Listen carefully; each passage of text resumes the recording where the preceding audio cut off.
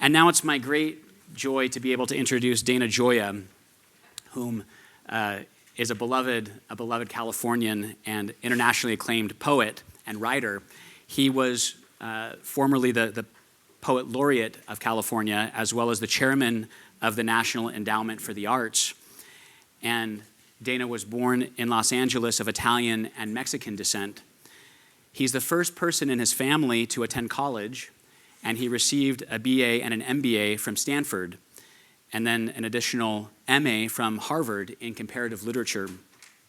For 15 years, he worked as a businessman before quitting his job at 41 to become a full-time writer, and we've all been the beneficiaries of that choice in his many published collections of poems, and we'll get to hear some of those later this morning. Please join me in welcoming Dana Gioia.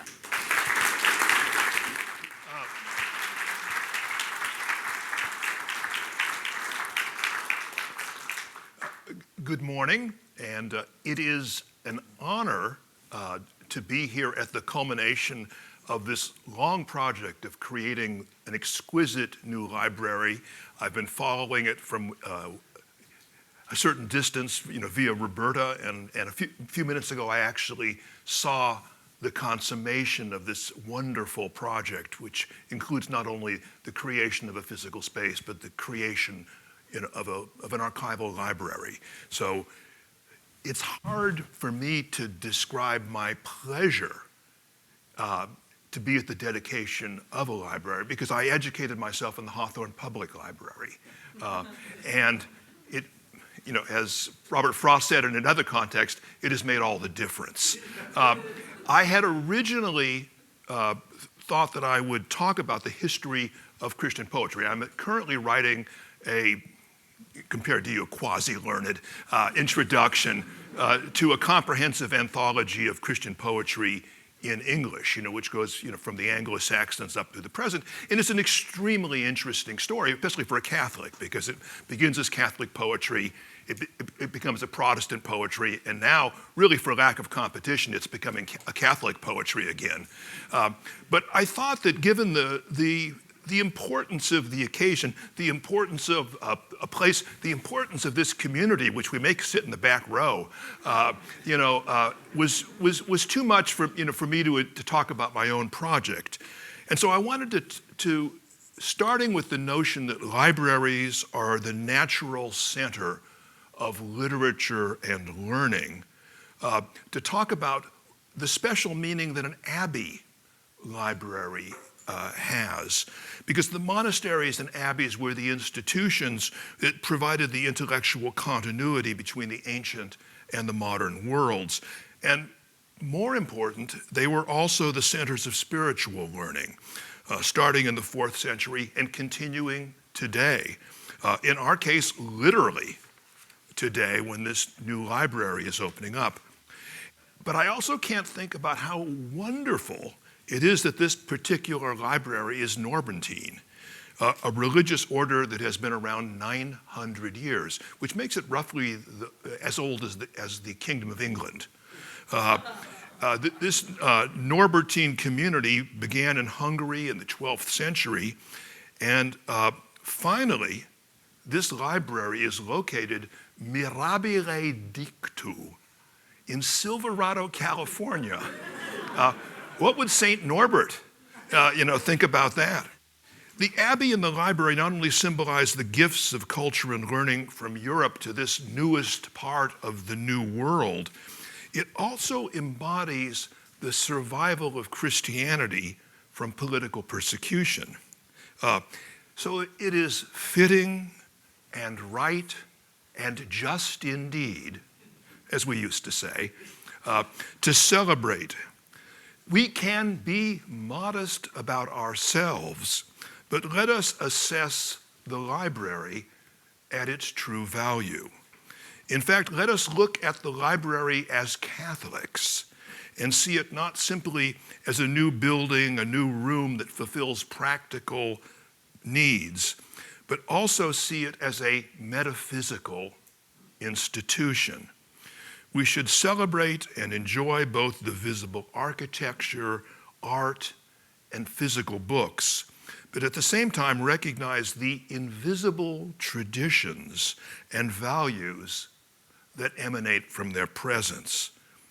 So it's natural at this moment to reflect on the coexistence of the visible and invisible worlds, and the continuity between past and present, and not only the future, but eternity. The handsome doorway and entrance into that library takes us from the distracting and conflicted city of man into the city of God. I would suggest also that the library has two other identities that are not in conflict, but are nonetheless distinct, autonomous, and unique. Simply by existing in the world, especially in its austerely elegant design, the room calls forth two different ways of knowing and expressing the world. If we compare the physical and sensory beauty of the libraries, the windows, and the sculptures themselves with the abstract splendor of the knowledge contained in the books and archives, we see the two great spiritual languages of the Catholic Church: the abstract glory of its philosophy, theology, and other forms of intellectual study, and the sensory and imaginative splendor of the art.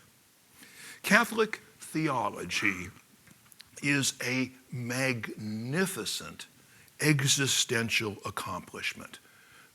As a Catholic, I consider it the most complete account we have of our metaphysical reality. It has been developed and perfected in its articulation for 2,000 years through the cumulative efforts of some of the finest minds in the Western world.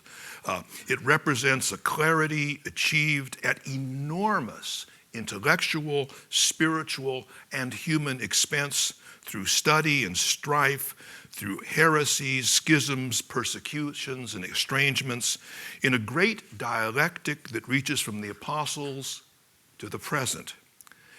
To understand theology, however, we might also compare it to mathematics, which is, I think, the discipline that it most closely resembles as one of the great cumulative intellectual traditions of humanity.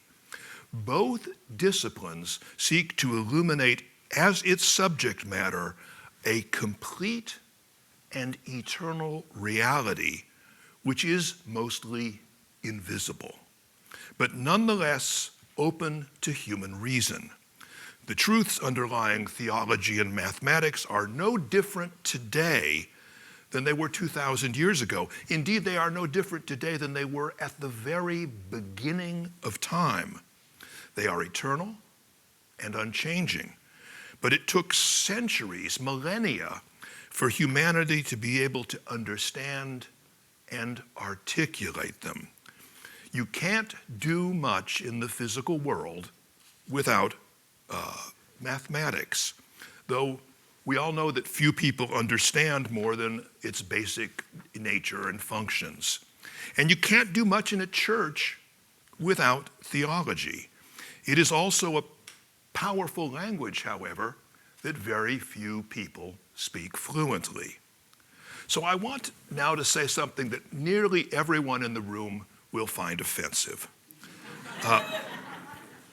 Despite the magnificence of Catholic theology, it doesn't seem to be working very well in calling souls to God. Now, this is not a criticism of Catholic dogma. Many people, including theologians, feel that if the church would just budge a little on a few key beliefs, 2 or 3 dozen perhaps, the crowds would pour into Mass. I am not one of those people. We can see how well this strategy has worked for the dying mainstream Protestant denominations. If this were the key, the biggest church in America would be the Unitarians. Now, others feel more modestly that we should update our traditions and disciplines. It won't surprise you that I'm not one of those people either. In my lifetime, I saw Catholics give up fasting, Friday abstinence from meat, to make ourselves up to date. Vatican II had a word for that, aggiornamento, which means bringing it to the very day itself. Meanwhile, the general culture became enthusiastic about dieting, fasting, and vegetarianism.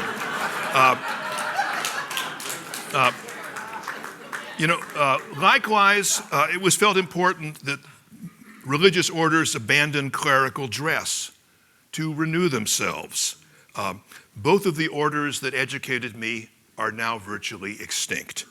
Because to no one's surprise, people who dressed for secular society ended up drifting toward it, and those orders shrank to the point of extinction.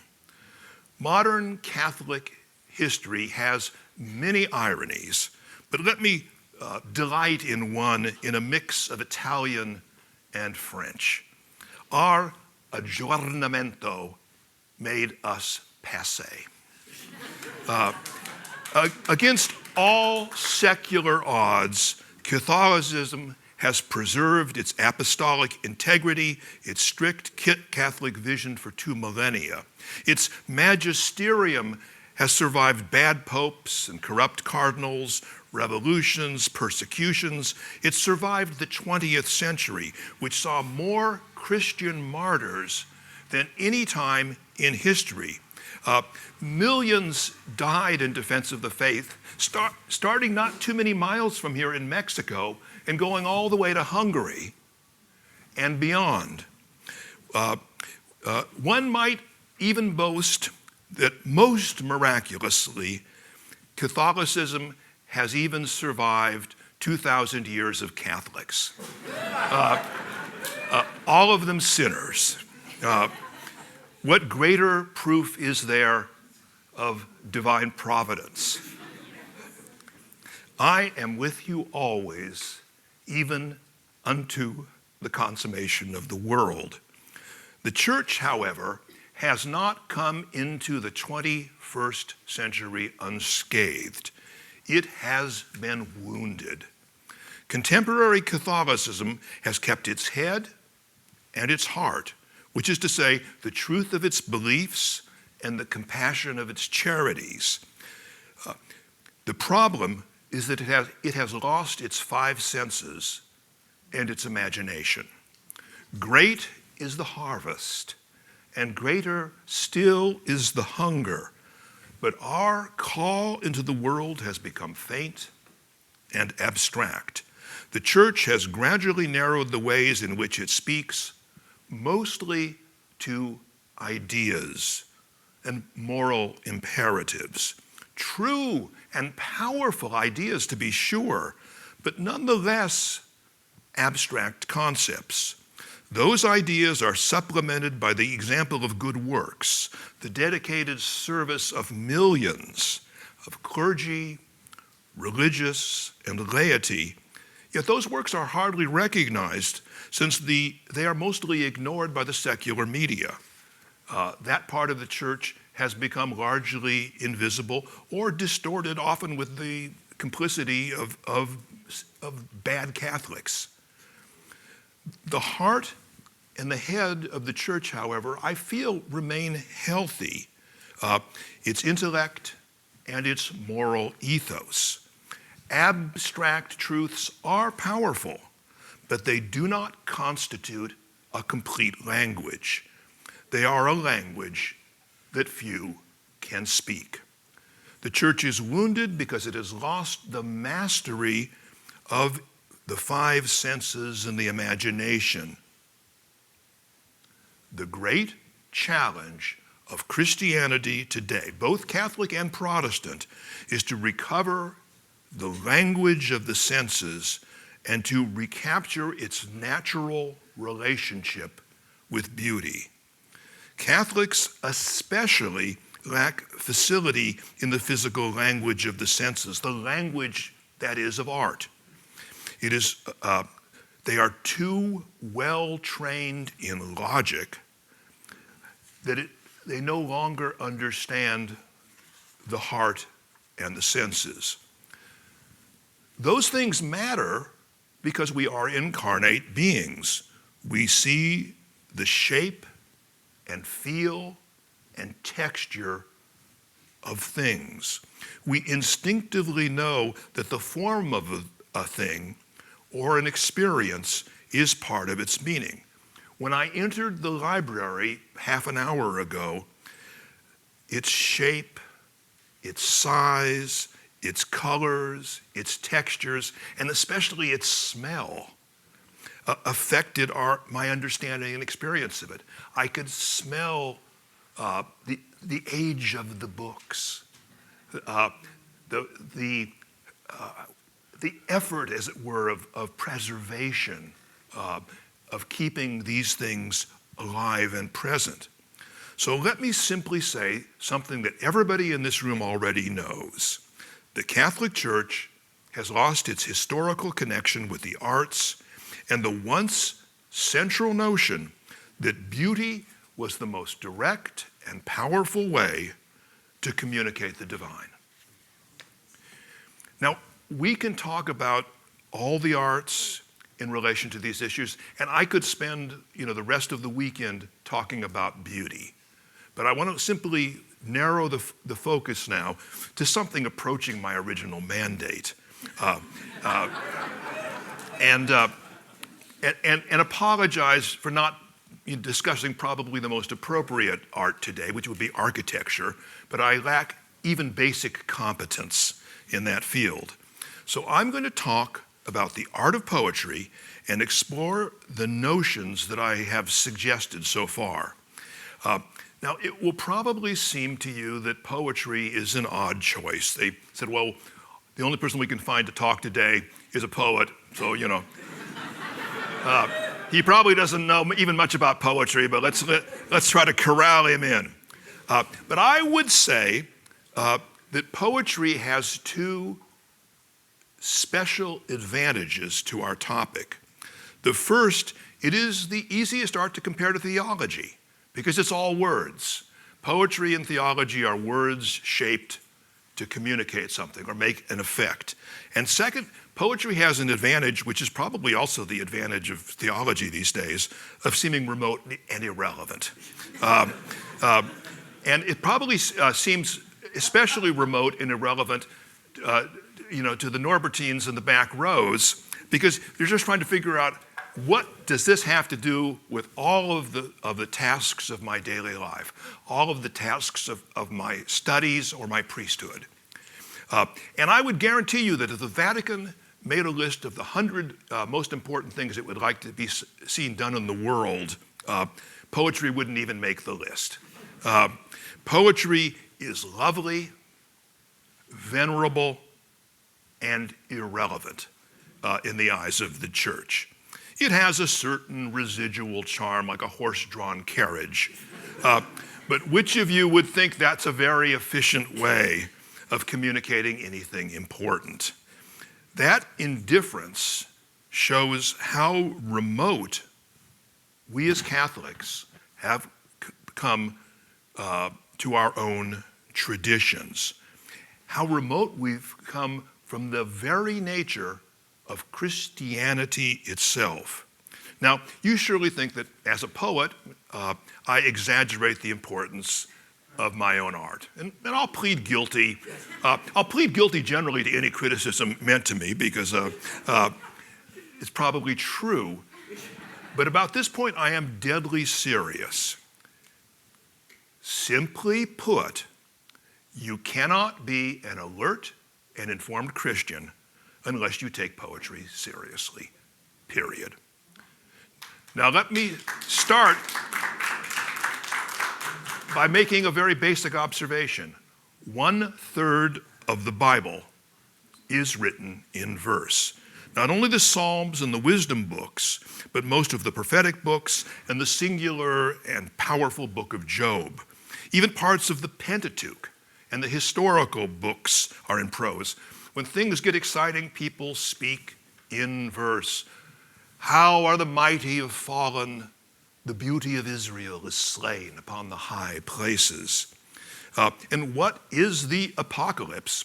It's what the Protestants call revelations. But a vast prose poem.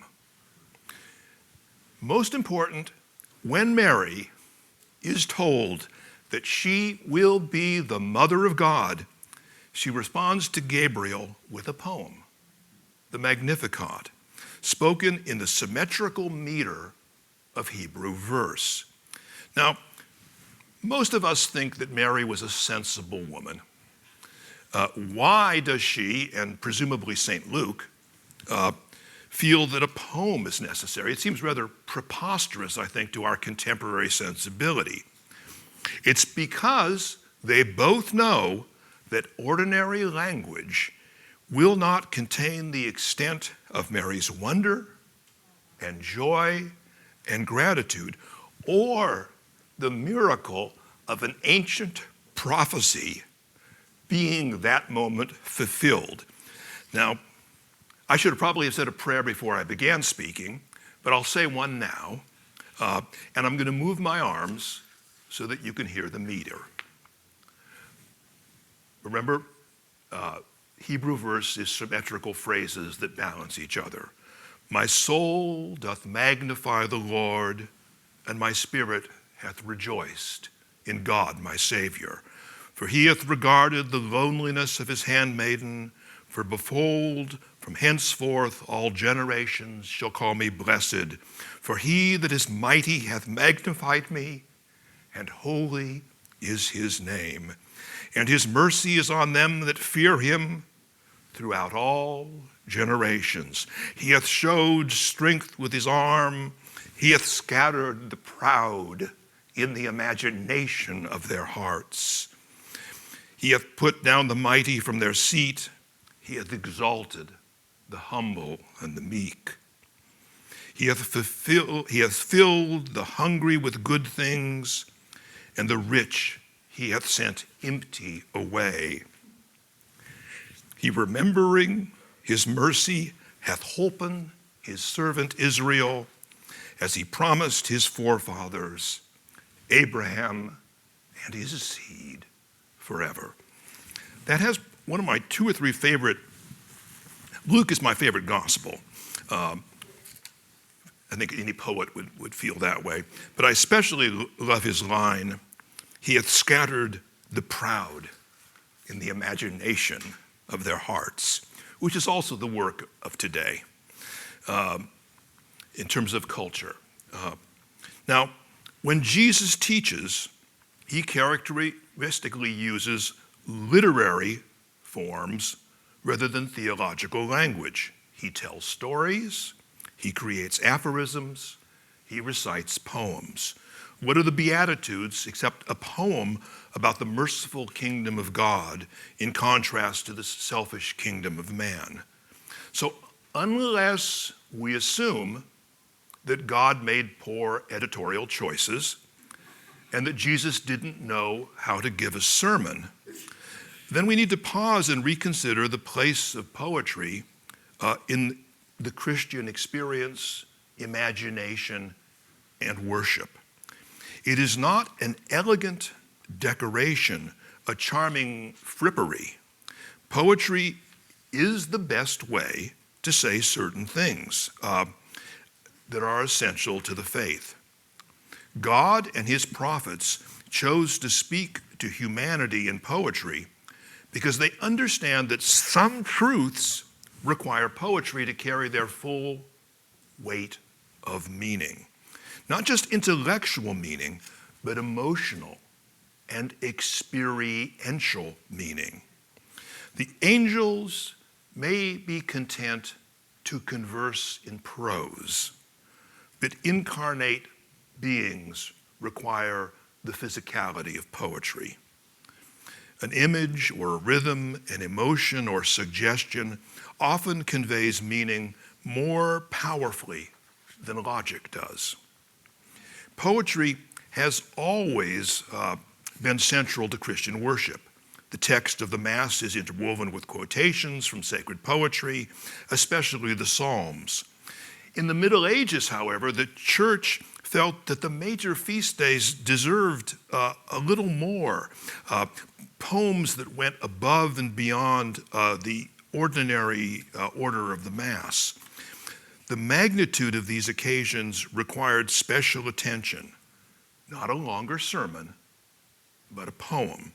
The church created its great poetic sequences to be sung or read or chanted after the gospel. Nowadays they're done before, but then it was after the gospels as a kind of meditation on the gospel that day, so that the congregation could further contemplate the particular mystery of faith celebrated by that feast.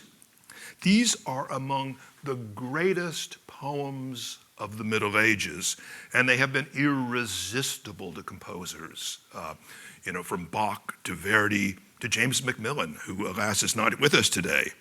They were never obligatory parts of the Mass, but they were so popular that the church actually had to restrict their use because people wanted to hear them all the time. Easter had Victimae Paschali, Pentecost heard Veni Sancte Spiritus, Corpus Christi had Laude Sion, All Saints' Day heard the Dies Irae. Even in the early 18th century, a new sequence was added, the Stabat Mater, for the Feast of the Seven Sorrows of Our Lady, and it was immediately incorporated into Good Friday devotions. These sequences inspired artists, composers, and most importantly, believers. Sadly, Vatican II dropped all but two of these sequences from the Missal and relegated them to the breviary. Now that is an interesting choice because for centuries, ordinary people had heard and loved and often sung these things. I remember as a child singing them in Latin as part of our schools, just as they had loved hymns and psalms, not only at Mass, but at benedictions and devotions, such as the Stations of the Cross. They sang the words of Thomas of Celano, just as they sang the words of Thomas Aquinas, to express their joy, their awe, and wonder. And they did not see them as impediments to worship, but rapturous artistic vehicles for contemplating the mysteries of the faith. The prosaic tendencies of the contemporary church was evident in that decision. It implicitly said that poetry was beyond the capacity of the ordinary believer and should be reserved for the clergy. I am particularly amused by the Vatican's, and this is really, frankly, embarrassment of the Dies Irae. I mean, they were ashamed that it had ever entered, the Catholic liturgy, and if you don't know, this is the poem about the end of the world. Dies irae, dies illa, solvet seclum in faville, teste David cum Sibylla, quantus tremor est futurus, quando judex est venturus, cuncte stricte discussurus. Day of wrath, that terrible day, when heaven and earth shall pass away, as Sibyl and the prophets say, is a translation of this. Catholics had this completely banished from worship. Meanwhile, contemporary culture has become obsessed with imagining the apocalypse. There are, and without exaggeration, thousands of movies, television shows, graphic novels, and video games about the apocalypse. We doubted our own traditions, and once more it made us not up to date, but behind the times. Now that is merely a side note, but poetry knows, probably more than panels of cardinals, that human beings are not logical or abstract. They are complicated and contradictory. It's called original sin.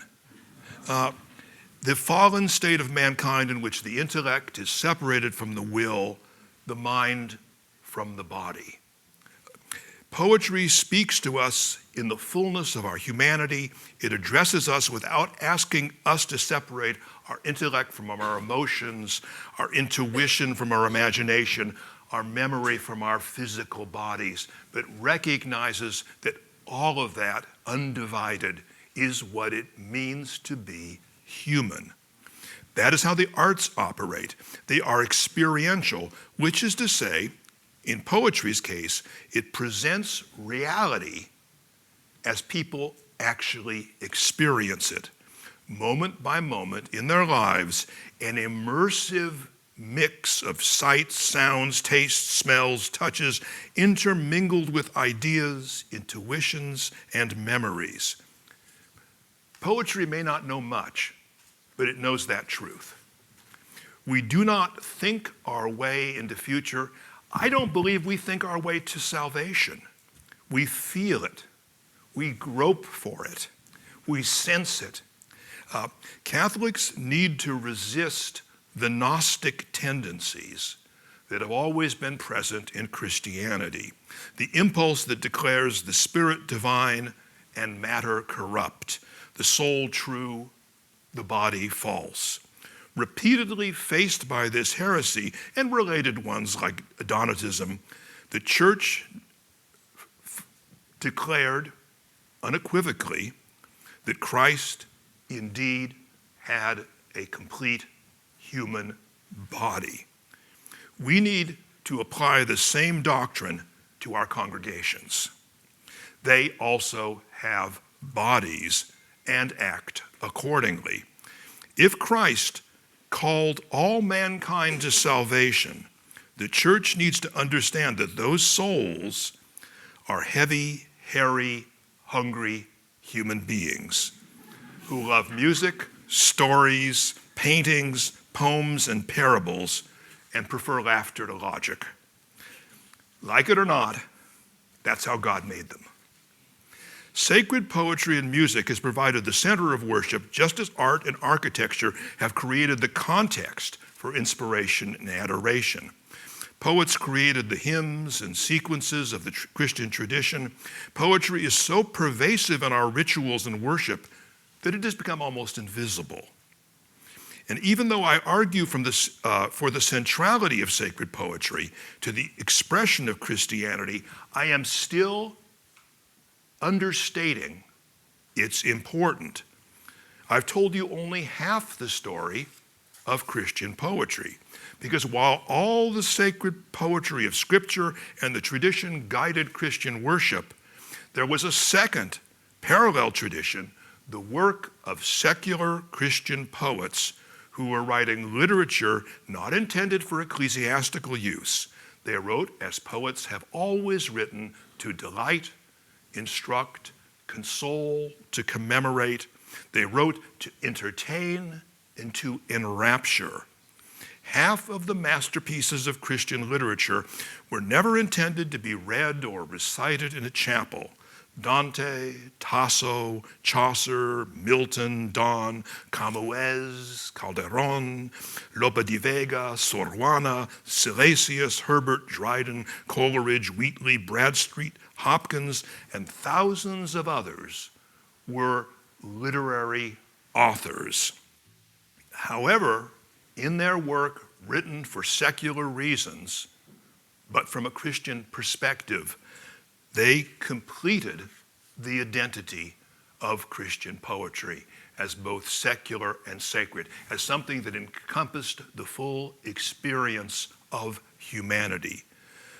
These literary poets created a conversation between the sacred and the secular, informed and animated by their faith. It was a continuing dialectic, and it shaped Western culture. The artists ranged from members of the clergy, such as Robert Southwell, St. John of the Cross, and Angelus Silesius, to visionaries and skeptics such as William Blake and Emily Dickinson. They created an artistic culture that considered questions as a questions of faith as a central part of its activity. just as painters, sculptors, and composers did. That was what Christian culture once was, and now it is mostly gone. The divorce between the Catholic Church and the arts has impoverished both the church and the culture. It has limited the church's ability to call its message into the world, and for the arts, it has left them no longer able to explore the ancient spiritual concerns of humanity.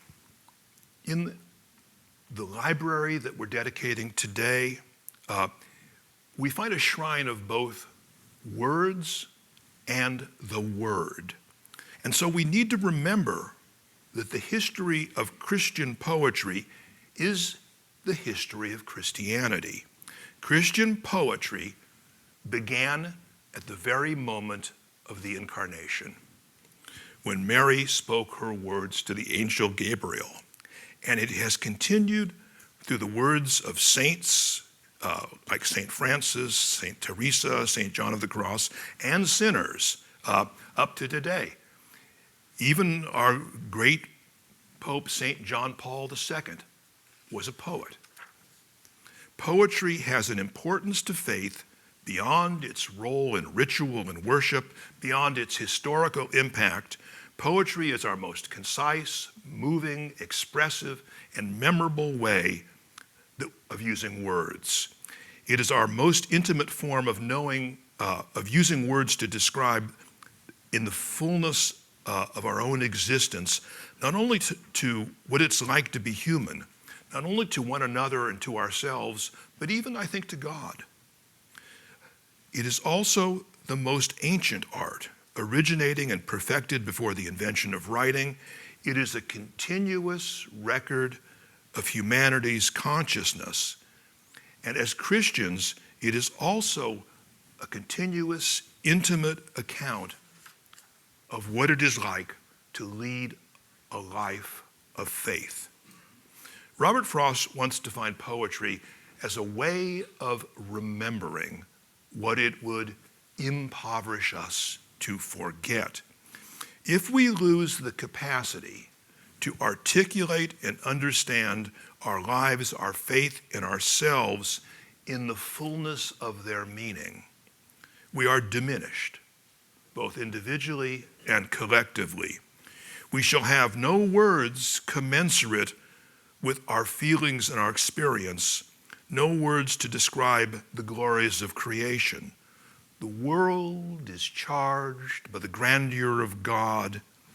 Let's not describe it with abstractions and cliches.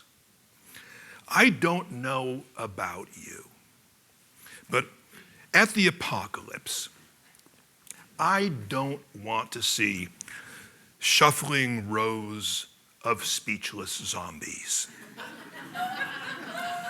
I plan to see and hear the event as John Donne described it. At the round earth's imagined corners, blow your trumpets, angels. Arise, arise from death, you numberless infinities of souls, and to your scattered bodies go. Isn't that what you want to? Don't you want words worthy of the occasion? I'll see you there. Thank you.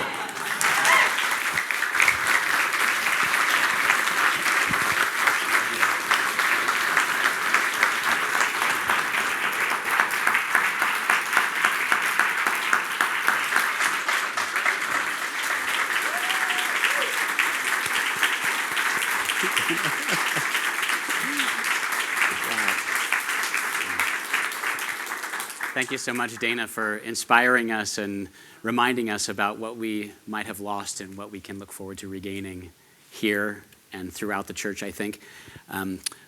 How much time shall we give you to read your poetry? Because I think there might be time for questions before we do that. Poetry reading should be short, don't you think? So Are we going to take a break between the two things? Well, I think maybe if we have some questions now in case people want to ask you questions, and then we'll conclude with your reading. Okay. How about that? Okay, we can do that. So given the fact that the modes of communication of learning has changed So, and I'm a high school teacher, and I've seen the transformation from libraries to empty libraries, and things are taught through the iPad, through laptops, TikTok. How do you propose that we don't lose this tradition, but also pass it on? One of the great Catholic philosophers of the 20th century was Marshall McLuhan, a daily communicant, and who understood, the first person who really understood and articulated the medium is the message. If people are learning on iPads, if people are learning on screens, it not only changes the mode of communication, it changes what is being communicated and how it's being learned. Poetry is very easy to solve. Poetry, in fact, is the fastest growing art in the United States among all age groups, all races, and both genders, if we can still say there are only two. They only measure two. And so it is actually in a strange moment. Now, why is that happening? It's happening because we're becoming an oral culture again. So for poetry, you have an easy solution. Get your students to memorize and recite poems. That you will be doing them a lifelong favor. You'll be teaching them not only great language, the fundamentals of great literature, you'll be helping them present themselves as human beings in public. So memorization and recitation. You will see, especially if you're teaching English, if you have them memorize and recite things, you will see an almost immediate change in their understanding of what literature is. I do this mercilessly. At USC when I taught there, even though I had 200 people in class, all 200 got up 2 or 3 times in the course of the semester to recite. It became part of the class culture, and it made it one of the most popular courses at USC. So believe in orality. If you want a wonderful text on it, read Father Walter Ong's Orality in Literature, one of the most brilliant, and obviously in today's culture, underread books of literary theory in the 20th century. Frater Austin. It's kind of a comment/question, but it strikes me that lovers sing.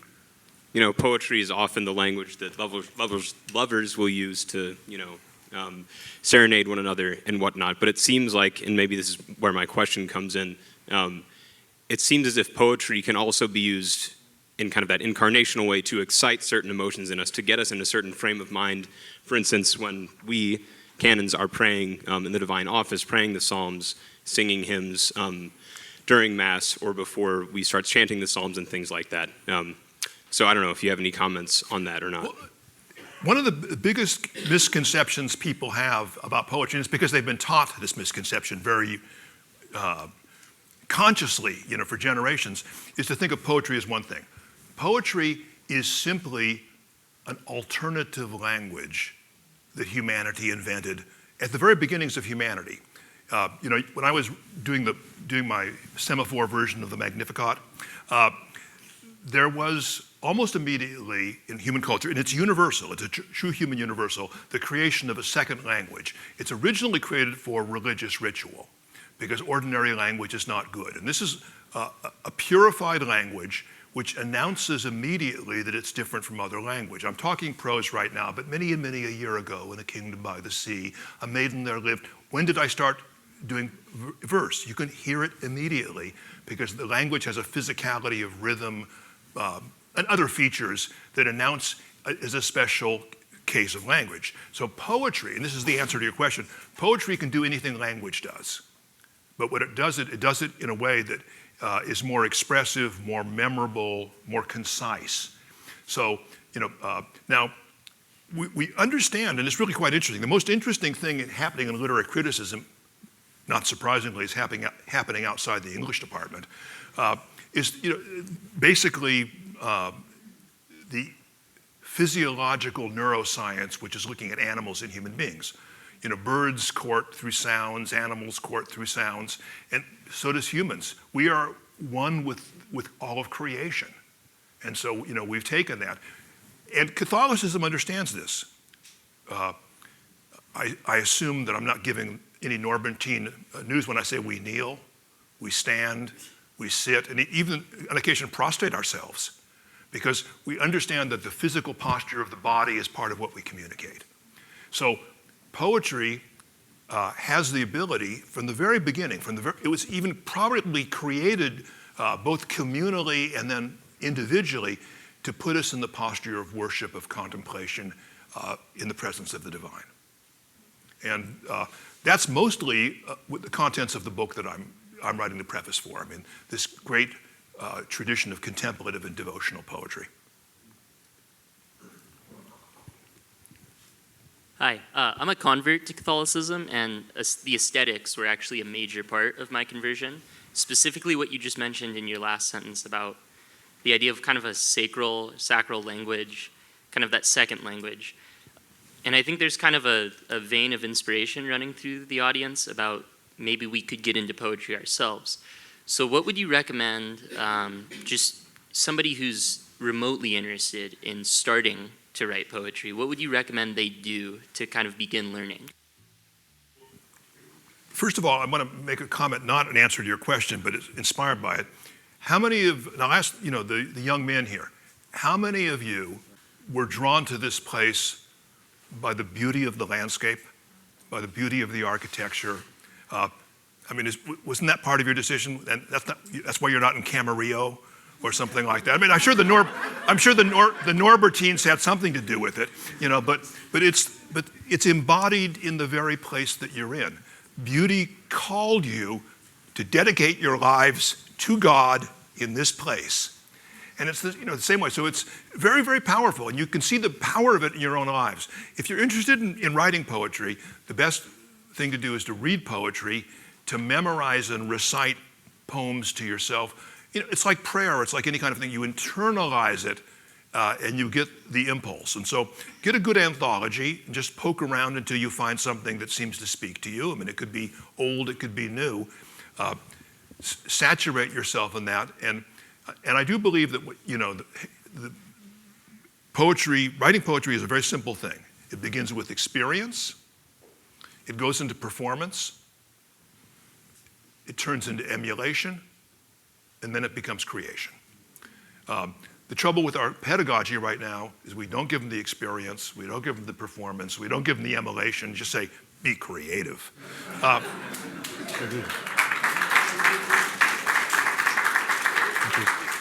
And that was the principle behind the engineering arch put up last year that collapsed yesterday. Be creative. I think Dr. Priscilla Chadwick had a question. Thank you so much, Dana, for that wonderful rendition of the Magnificat. I just wanted to reflect as an Anglican, and my father, Henry Chadwick, would have every day of his life said the service of evensong in the Anglican tradition, which of course is the Magnificat and the Nunc Dimittis. So the liturgy in the Anglican tradition very much reflects what you've said this afternoon. Well, you've outed me. Did I use the Catholic version of the Magnificat? No. Somebody in the Curia said the beauty, it's a gotta go. And we have a very pedestrian version, I find. And so, but it is the Anglican Magnificat is the greatest rendition, and indeed, along with Shakespeare, the King James Bible is the greatest work of English literature. I think Father Hugh had a question. We'll get to you. It's by way of a comment going off of Father Austin's question about lovers singing to each other. And it's St. Thomas, who of course is regarded as the master of speculative and logical exposition, but he says in the beginning of his commentary on the sentences that in the question, may theology use poetic art or art by way of argumentation? And he says, well, yes, of course, because the scriptures use poetry. And then he says, just like poetry is used for things that are so concrete that we can't universalize them and abstract them, shall I compare thee to a summer's day, and so on. So too with things that exceed our mind, it's appropriate because there are no words that could express the mystery of God's Trinity and the Incarnation and so on. And so he says that reason might quasi seducatur, that reason might, as it were, be seduced. God uses poetry, and we can use poetry in theology. He says it very explicitly. So, for example, Christ is the second person of the Blessed Trinity. Okay, but you can also say with Gerard Manley Hopkins, mid-numbered he in 3 of the thunder throne, and you kind of get the point. But I just was picking off of that and inspired, so if I've taken your time without a question, I'm very sorry, but I thought you might like that. Well, and of course, that is a sacred tradition of questions from literary audiences. Okay? It's usually the first question that's not a question, but it gladdens my heart to hear Saint Thomas invoked. And I mean his real answer was tantum ergo sacramentum veneremur cernui, which once again has bending at knee. He understands that physical movement is part of worship. Yes. But it's the real way of thinking about this is that some of you may have heard an uninspiring Catholic sermon. Has anybody else had that experience? But so often it's a very well-meaning, sometimes well-reasoned sermon, but it's goodness and duty and this. It's all abstract words, and they've been polished by so much use that they really carry no vivid meaning. I mean, I think that's why Christ taught in parables, is that every story has the human specificity of the narrative. And so it just makes you alert. And so really the reason I think that poetry is there, because it gives you language commensurate with the experience in a form that wakens you up. Because what art does and poetry does is really it awakens you to a level of attention that you don't normally have in your life. That's what a great chapel does. When you walk into it, it says, wow, things are happening to me here that don't happen outside the door. And so, it's that awakening. Arise, arise, that the angels, presumably rather than the zombies, will give us on the last day. Roberta, did you have a question when the microphone comes? This gets us to the mundane, what I'm going to ask you. But you said that this is a great time for poetry, and 2 things leap to my mind. One is rap, and I know a couple. I have a new friend who's a rapper. Anyway, he's a battle rapper, and it's a whole world. But it's poetry. And then, of all people, Bob Dylan in 2016 was given the Nobel Prize. Yeah. And he writes something like poetry. So he's an apocalyptic Jewish Christian. He is. Praise the Lord. At any rate, would you comment on the poetry that is in song and maybe something about rap? When I was at Harvard in the early 1970s, I had brilliant, learned professors, and they had thought about these things in the way that experts always do. And they said, really without equivocation, that poetry had lost its popular audience, which would never be regained. That poetry was a specialized discourse whose admitted glories and pleasures were really only open to an educated elite. And that in particular facts, and to the degree that African Americans, blacks as they were called in the 70s, were writing poetry, they would never use rhyme and meter, which were Eurocentric techniques. And that poetry really existed mostly on the written page. Now, no one told Kool Herc this in the South Bronx. And so he invented rap. And suddenly, in my lifetime, there was the reinvention of oral poetry, not in a way too different from the way Homer might have understood. And it wasn't really simply rap. An NEH grant was given to some people at the Western Folklore Center, and they, what's one of the great artistic capitals of the Western world? I mean, when we think of the arts, we naturally think of Elko, Nevada. And so in Elko, they said, well, we heard that there's still some cowboys, around that, that did poetry. And so they figured they'd find these guys and with this NEH grant have a little afternoon. And so they suddenly by the morning, the parking lot was full of trucks and pickups. And these guys came and they began to recite, and then it was over, and they said, no, we're not going to leave. And they just recited into the night, and then, all got drunk. And they understood something that I understand from my own family history, because on my Mexican side, they were vaqueros, and they all loved poetry and recited poetry. That there was still alive in the United States a ballad tradition that goes back to the Scotch-Irish tradition of cowboy poetry, which is to say, the uneducated rural worker, I'm putting it in Marxist terms, articulating his own consciousness through the forms of his class. Without, granted, it did have that one grant from the federal government. It just took off, and there are now 200 cowboy poetry festivals in the United States. At the same time, a bunch of overeducated aesthetes like myself came out, and we just didn't like the kind of poetry we were hearing, so we began to write in rhyme, meter, and narrative again. We were immediately, we are still continually attacked, by the academic experts, that was there. And so you see that among inner city blacks, rural whites, overeducated intellectuals, the same impulse is going there. And meanwhile, in really, probably the most sordid environment poetry's ever seen, which is the bars of Chicago, there were poetry slams being invented. Once again, performative, public, communal. And I think that part of, if you say something aloud versus reading it on a page, it's a communal gesture. And so these things were happening. So in my lifetime, poetry has been I'll put it differently.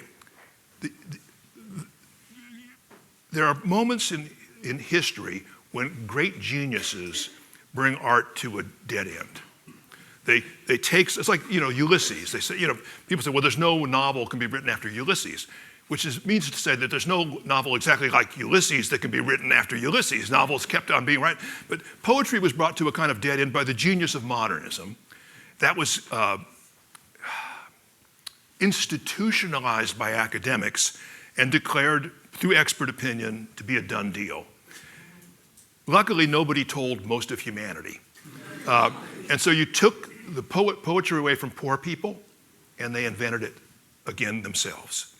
And so what I saw in my lifetime then was not merely a recreation of oral poetry, of formal poetry, of communal poetry, but in a sense, a reassertion of the human will, in face of, I think, a kind of disinterested academic elitism. And I think that's something to celebrate. Yes.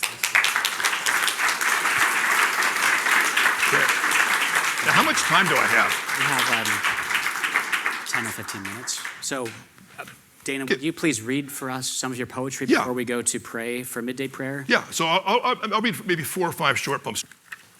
As you know, or rumor has it, there was supposed to be a concert, with James McMillan.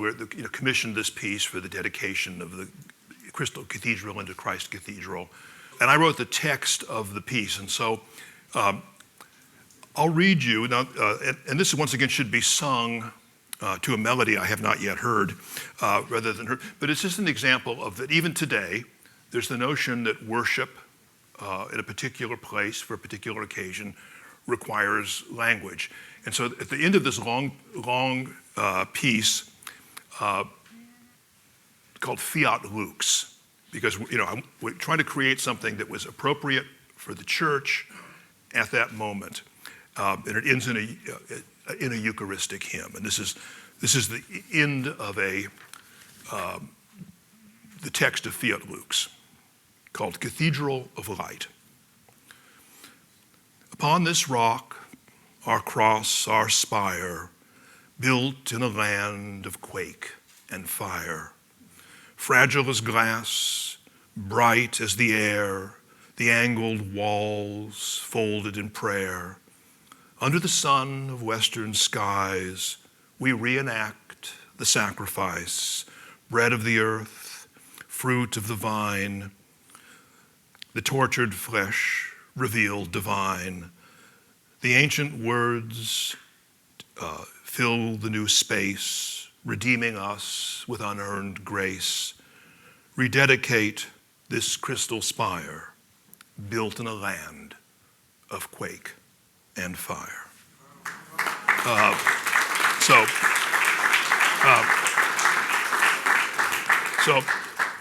one of the points that I'm going to make in the introduction to the book that I'm writing is that Christian poetry is devotional poetry, it's poetry on religious subjects, but it's also the poetry reflecting the worldview of a believer. So this is a secular poem called The Road. It uses one of the most ancient metaphors in poetry of the road as the journey of life.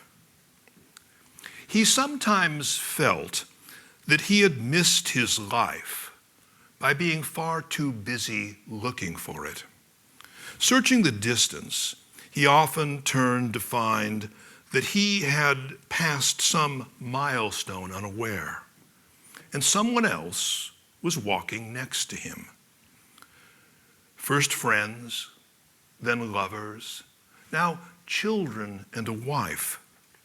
They were good company, generous, kind, but equally bewildered to be there. He noticed then that no one chose the way. All seemed to drift by some collective will. The path grew easier with each passing day because it was worn and mostly sloped downhill. The road ahead seemed hazy in the gloom. Where was it he had meant to go? And with whom? That, by the way, was a sonnet. I'm a real museum goer. I mean, I can't, I love to go to the same museum again and again and again, at least if it's a good museum. But one of the things you notice is that much of what's in a museum was sacred art, which has been taken out of its natural context and been reduced to a object of aesthetic contemplation, which changes the nature of the thing and of what is being said, of the transaction itself. This is a poem spoken by a statue. The statue is a santo. If you know from southeast or from Mexico, they're wooden statues carved by anonymous folk artists that were used for poor churches or for home shrines. In this case, it's an angel. He's Mexican, and he survived the revolution when the church was outlawed. All the churches were looted. So he's been mutilated and partially put back together, and he's now in a museum. The angel with the broken wing. So it's all spoken by the angel. I am the angel with the broken wing, the one large statue in this quiet room. The staff finds me too fierce, and so they shut faith's ardor in this air-conditioned tomb. The docents praise my elegant design above the chatter of the gallery. Perhaps I am a masterpiece of sorts, the perfect emblem of futility. Mendoza carved me for a country church. His name's forgotten now, except by me. I stood beside the gilded altar where the hopeless offered God their misery. I heard these women whispering at my feet, prayers for the lost, the dying, and the dead. Their candles stretched my shadows up the wall, and I became the hunger that they fed. I lost my left wing in the revolution. Even a saint can savor irony. When troops were sent to vandalize the chapel, they hit me once, almost apologetically. For even the godless feel something in a church, a twinge of hope, fear, who knows what it is, a trembling unaccounted by their laws, an ancient memory that they can't dismiss. There are so many things I must tell God. The howling of the damned can't reach so high, but I stand here like a dead thing nailed to a perch, a crippled saint against a painted sky. So, okay. I've just published a little book. Roberta has seen it, called Psalms and Lament for Los Angeles. And so I'll read two more poems, and this one is the final psalm. It's called the Psalm for Our Lady, Queen of the Angels. Now, we're all Southern Californians, so naturally we know almost nothing about the history of Southern California. Los Angeles was founded by, what did we call the founders of Los Angeles? Does anybody know the name? Well, not the Franciscans, but the actual, the pobladores, which just means the people that created the pueblo, but the pobladores. And they were like the Franciscans were like the crappy order. The Jesuits and Dominicans, they weren't going to leave Mexico because there was just too much gold and power there. But the Franciscans, you go off there. And the Franciscans were of two minds about it, so they just decided to send a Basque. So poor Junipero Serra with his crippled leg, did it. So this was and then they essentially found the dregs of everybody in this completely strange,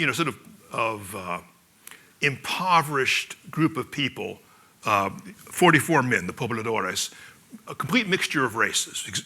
Almost the reflection of what Los Angeles' racial mix is now came there. So it uses that as a departure point. Psalm to Our Lady, Queen of the Angels. Let us sing to our city a new song, a song that remembers its name and its founders, los pobladores, the forgotten 44 who built their pueblo beside the small river. They named the river for the Queen of Angels, Nuestra Señora Reina de los Angeles. Poor, they were forced to the margins of empire, dark, dispossessed, not one couple pure. Let us praise the marriages and matings that created us. Desire swifter than democracy, merging the races, Spanish, Aztec, African, and Anglo, forbidden matches made holy by children. I praise myself, a mutt of mestizo and mezzogiorno, the seed of exiles and violent men, disfigured by the burdens they shouldered to survive, broken or bent, their boast was their suffering. I praise my ancestors, the unkillable poor, the few who escaped disease and despair, the restless, the hungry, the stubborn, the scarred. Let us praise the dignity of their destitution. Let us praise their mother, Nuestra Señora, the lost guardian who watches them still from murals and medals, statues, tattoos. She has not abandoned her divided pueblo. She has been homeless with a hungry child, a refugee fleeing a brutal warlord, a mother, she held her murdered son. Her crown is jeweled with 7 sorrows. Pray for the city that lost its name. Pray for the people too humble for progress. Pray for the flesh that pays for the prophet. Pray for the angels kept from their queen. Pray for the hour of our death each day in the southern sun of the desecrated city. Pray for us, Mother of the mixed and misbegotten, beside our dry river and the tents of the outcast poor.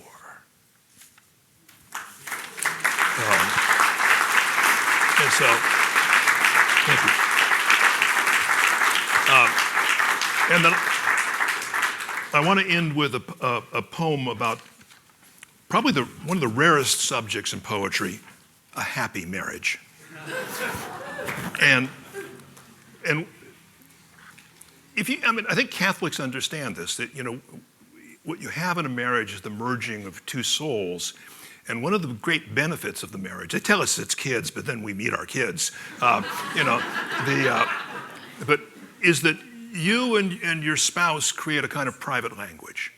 And it's the most intimate form of communication you'll ever have with another person. It's very fragile, because if you lose one person, you lose the only other person who speaks it. It's very much like these California Indian languages, which only have one or two speakers who still know the language, the songs, and the dances. This is called marriage of many years. Most of what happens beyond words. The lexicon of lip and fingertip defies translation into common speech. I recognize the musk of your dark hair. It always thrills me, though I can't describe it. My finger on your thigh does not touch skin. It touches your skin, warming to my touch. You are a language I have learned by heart. This intimate patois will vanish with us. It's only native speakers. Does it matter? Our tribal chants, our dances by the fire, performed the sorcery we most required. They bound us in a spell time could not break. Let the young vaunt their ecstasy. We keep our tribe of two in sovereign secrecy. What must be lost was never lost on us. Thank you so much.